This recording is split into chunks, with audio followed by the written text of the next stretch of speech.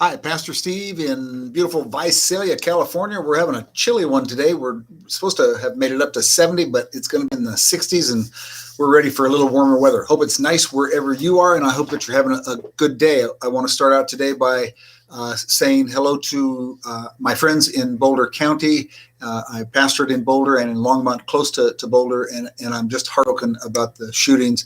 Be assured that we are in prayer, and if there's anything that we can do, we certainly will, but we hold you close in our hearts. So today is Happy Thoughts, and I've been talking about the church and acknowledging that outside of the church, the critics of the church often have very valid criticisms of the church and of the people in the church. There's a high level of hypocrisy. There's a lot of plastic Christians. There's a lot of Christians who get stunted in their growth and act abysmally. There are Christians who devote themselves to being against people instead of being for the cause of Christ. All kinds of problems. So much so that it is a rational question for somebody who's not attached to a church or is completely outside the church to ask a Christian, why in the world would you go to a place like that? Why would you go to church given all of this stuff that's wrong with it? Now, I freely admit the church, each local congregation, denominations, the whole shebang has all kinds of problems. The critics are oftentimes valid. But my rebuttal to that, or my answer to the question, why would I then, knowing that, devote my life to the cause of Christ through the church and promote the church in the way that I do? And the answer is because of the spirit of the place, because of the belonging in the place, because being in church, sharing worship and the things that Christians do together is different than anything else in life. And there is, after all, amidst all of the profane, a beautiful, sacred, a holy center to the existence of a Christian in church. So it is significant. And I hope that whoever watches this video blog will understand that the theory that I'm propagating is, if you can spot all the problems in church, and if you'll grant that intelligent and reasonable people know those problems and continue to support the church with their prayers and their presence and their gifts and their service, then it should be the case that you should understand that there's something more powerful than what is wrong that binds us to the church. To that end, I've been telling some stories. We talked about the day Pentecost came to Julesburg last week, and this week I'm going to share a story about something I learned along the way as a pastor. So this story takes place in Longmont, Colorado, at a church called Longs Peak United Methodist Church. It was the third church that I was appointed to, and it was a church in which the combination, of my youth and passion and the church's need, and it had declined for a while. Those two things meshed perfectly, and somehow we together, pastor and church, turned the thing around, and we began to have growth. We grew in really fundamentally healthy and good ways. We grew by doing altar calls, by asking people if they were ready to receive Christ as Lord, which is really old way of speaking about making a commitment to follow the ways of Christ with their life. We grew through caring ministries, through reaching out into the community and seeing how we could be an aid with them. We grew in really profound and healthy ways. And we grew so much that the old sanctuary, the original sanctuary of the building, was full, and we had to have 3 services back to back every Sunday morning. And I was young and had plenty of voice and plenty of energy, but it was flat out wearing me down. So we started with a building program, and the first building program was to build a wing onto the old sanctuary, and we did it so that there was a collapsible wall or a movable wall. We could open it up on Sunday morning and expand the number of worshipers, and then we could close it down other times of the weeks and make classrooms out of it for scouts or for Wednesday night youth group or those kind of things, Sunday school.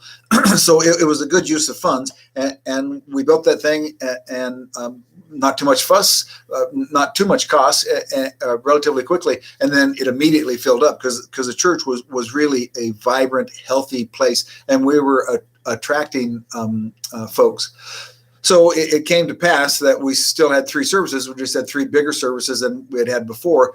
And there's a fundamental rule that a church can only grow to about 80% of its capacity in a worship center before you have to do either another worship service or you have to build a bigger building or buy a bigger building. We decided to build a bigger building. So story I know is unremarkable to this point. And it stayed unremarkable, thank God, right? So the way building works in the institution of the church is you tell people, here's what I think we need to do, right? We need to build a bigger building so that we can accommodate people and reach out to more folks in the community. And then the test is whether or not folks will put up pledges to cover the cost of building, which was considerable when it came to the sanctuary. And people made decisions about how much they would give to the church that still are just amazing to me. The amounts of sacrifice that people, whether they had a lot of money to give or whether they had a little amount of give, the amount of sacrifice was just absolutely beautiful and inspiring. They weren't necessarily just trying to buy or build a building. They were sacrificing because they wanted the ministry that they had and enjoyed to be shared by more people. So long and short of it, we raised enough money to at least begin the project, and the building was built. It took about a little over 9 months, and it was really without problems. Little upsets here and there that happen with any building project, but mostly it went really smooth. And when they finished it finally, we were in the spring and we were near the time of moving into the new sanctuary. And so we announced the date of that. And that brings conference officials and a bunch of Yahoo stuff to the building and lots of formal types of things on the day that the sanctuary is open. And I figured that's just what we would do, right? We just move into the new sanctuary. I am a very practical person sometimes to the detriment of my own go to the churches. I was surprised after we made the announcement we're going to bless the new sanctuary and open it, that some people who had sacrificially given for the building program and who were really enmeshed in our church, they either wrote me or a couple came by and talked to me.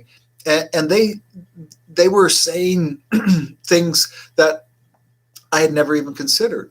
Effectively, what they said was, I don't think I'm going to be able to stay with the church when it moves into the new sanctuary. Now, the new sanctuary was attached to the old building, the old fellowship hall. So it was 120 or so feet away from the old sanctuary.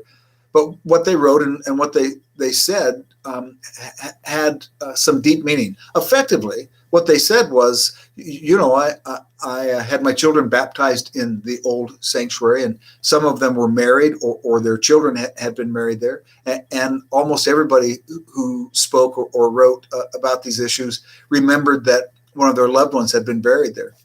And I understood that because in that appointment, I had lost my first wife, Karen. And so I understood, right, that there is about a space, a sanctuary in a church when you have your major life transitions there. There's a sacredness and a belonging that nothing can really change. So I talked with them and I told all of them, gosh, I hope that you'll change your mind. I hope that you'll stay with us, right? The new sanctuary will eventually become the repository of many people's memories. But I wasn't satisfied with that answer, and I didn't think anybody else was either. So I really devoted myself to thinking about what can we do to make this transition easier for folks. And here's what I came up with. A really simple idea, right? So the night before the grand opening of the new sanctuary, the old church gathered. The people who had seen that place when it was really down and out and had been a part of its recovery and its building and its progress, the people who had hundreds and maybe even thousands of hours into the ministry, all of the people who made up the church at that time, we asked to gather for a private service the night before. And we did a really simple thing. we had a short worship service in the old sanctuary with the candles lit on the altar. We sang a couple of hymns, and I asked people to share some stories about the times that they had spent in sanctuary that were really beautiful to them. And then I talked just a little bit about the idea that the space itself was sacred, but what was more sacred and more important was that those life transitions and those events in people's lives had happened amongst the people of God. It didn't matter what four walls were around us. And then just like on Christmas Eve, if you go to Christmas Eve services, everybody had a candle, a little candle with a holder. And I took the light from the old altar and I lit my candle, and then I passed it down, and we formed a human chain from one sanctuary to the new sanctuary and into that sanctuary. And then I came in, walked down the line as the light of Christ was passed from one place to the next. And finally, I lit the candles that were on the beautiful new altar in the new sanctuary. And then we had a short worship service. Again, we sang songs and we talked about the things that we hoped and believed that the building would contain and the things that would happen there. And we asked that God would bless the space. Now, to my memory, and I could be wrong about this, but I believe it's true to say that everybody who wrote me and all the people who talked to me, they not only were there that night for the passing of the flame from one building to the next, they stayed with the church. They didn't depart after all. They made it into the new sanctuary, and they lived into a deeper and a different reality. And here's why I tell that story on this series of Happy Thoughts. It's because all of us really had a chance, because of that situation, to take a good look at what church means. And what it turned out for that congregation in that time and place is true, and I am acutely aware of it to this day. All of the things with greatest import in my life have centered around the church. I made the decision to follow Christ, and I was surrounded by people who were further along the path than I was, who laid hands on me and prayed with me. They taught me the Bible, and as importantly, they also showed me how to live in a way that I was unfamiliar with from other parts of my life. And every stage of my life, there were people in the church who were so graceful that they simply loved me, whether I was irascible and difficult or whether I was in a better period where I was willing and able to learn and I had some grace about myself.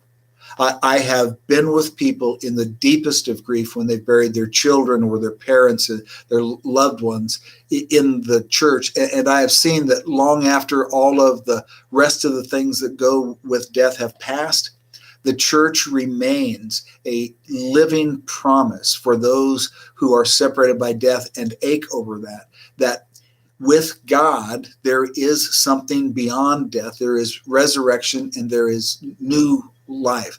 It's not just an intellectual promise. It is fulfilled by wave after wave and generation after generation of the people who make up the Church of Jesus Christ in this world. So we moved from one building to another building.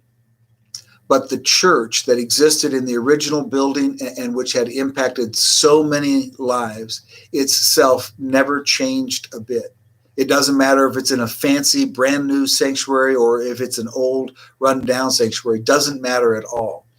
The thing that compels Christians to continue to be a part of the church in spite of the problems that are obvious with the church is this, that there is no other gathering in all of the gatherings of life, no other place that a human being can be, where you are surrounded by other people who have the same experience of the divine as you do. There is no place with more hope, there is no place with more grace, and there is no better place to be as we sort ourselves out.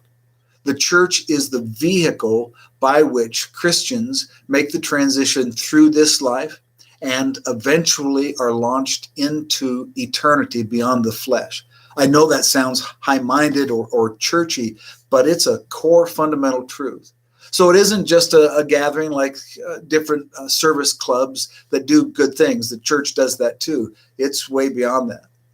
I often think and say to the seniors in our church, you know, I know you belong to a lot of service clubs, but when you had to stop going to them, they quit coming to you. And our church will never stop that, right? If you're in a nursing home or you're shut in for some reason and can no longer go outside, our church will visit you every month and we'll bring communion and we will talk to you about the sermons and we'll sing songs and we will be a faithful companion in spirit and in flesh with you until your transition is complete. It's true, certainly. The church has all kinds of problems. I myself just get fed up sometimes with the politics and the nonsense that goes on in the church. But it's more true for me. I don't, in the end, care about any of that stuff beyond what I experience in the good in church. Church is a gathering of people who follow the leadership of Jesus Christ, who are bound by the Spirit, and who fall deeply in love with God and with one another. And whatever problems the institution might have, whatever things might change in this unparalleled age we have where the church is under incessant attack, I don't care. I can tell you that as a Christian, for the rest of my life, all of my life, I will always be active in a local congregation. I'll be a part of the church because in the church, God has raised me. And in the church, I find wherever building I'm in, wherever I am, wherever they appoint me, in the church, with the people who follow Jesus with me, I am most at home. There are very good reasons why people continue to try to figure out how to make the church better than it is and put up with its failings. And those very good reasons go to the heart of our existence and to the heart of our understanding of self and to the meaning of life itself. If you haven't been to church for a long time because you're afraid the hypocrisy will somehow rub off on you or because we haven't been perfected yet in the things that we profess, I wish that you'd think about that. I wish that you would allow yourself to have a more mature and a more thorough thought process. I wish you would come to understand that the church has really fine people who know the same things that you're upset about, but they know something more, something that maybe you don't know. They know what it means ultimately to belong to a people who have a common mind and a common heart and to have meaning and depth in their life that nothing else can provide. I love the church, warts and all, always have, always will. I'll work as hard as I can as a pastor to try to help the church rid itself of the bad things and the dumb things that it does, but I will never fall out of love with it because it is the place of love for me. So that's my happy thought for this week. Really, there is something sacred and beautiful and powerful that binds men and women together in a setting of the local church, in a congregation, in a communion that is hard to put into words, but having experienced it all of my life, it is the most precious part of my existence. So God bless you. I hope wherever you are, the weather is warm and beautiful. I hope to report one of these weeks when we start Happy Thoughts. So the weather here in beautiful Visalia is as beautiful as Visalia. Hope you have a great day. And if you haven't for a long time, get yourself to a church. Just keep going to church after church if you need to until you find one where your heart tells you this is the place where God wants me, the place I belong. And then you stay the course there and make that the kind of church you want it to be. God bless. Have a great week. I'll talk to you next week with another story about church.